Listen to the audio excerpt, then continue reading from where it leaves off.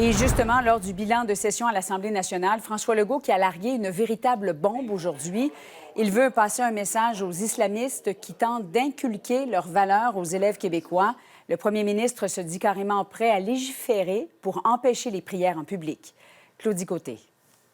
L'avertissement est sans détour. Je veux aujourd'hui là, envoyer un message très clair aux islamistes. Là.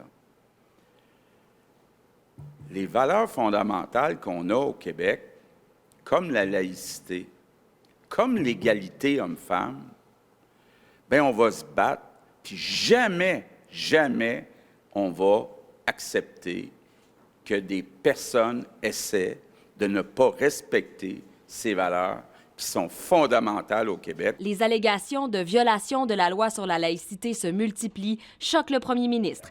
Il hausse le ton, évoque la possibilité d'utiliser la clause dérogatoire et d'interdire la prière dans les lieux publics. Moi, de voir du monde à genoux dans la rue à faire des prières, je pense qu'il faut se poser la question. Je pense pas que c'est quelque chose qu'on devrait voir. Une déclaration choc alors que le gouvernement défend son bilan après une session où les défis se sont multipliés.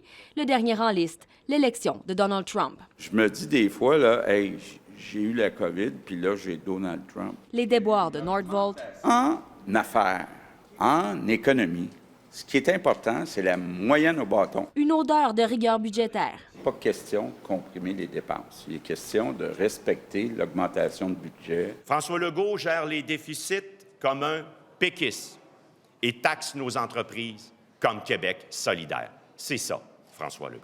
Et des coups de sonde toujours défavorables à la CAQ, avec le Parti québécois en tête. Vous noterez que quand on arrive avec du travail bien fait et réfléchi, souvent le gouvernement change complètement sa position dans les jours qui suivent.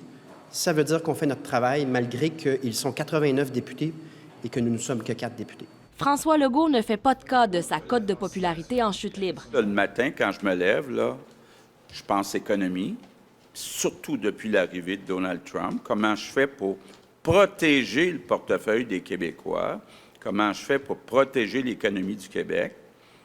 Puis je veux aussi protéger notre identité. N'empêche que le prochain test viendra vite. Au moins une élection partielle dans Terrebonne, circonscription que les péquistes espèrent reprendre. L'objectif, c'est d'être minimalement 5 et comprenez que ça a un impact déterminant pour nous. À moins de 2 ans des élections générales. Qui se présente en 2026.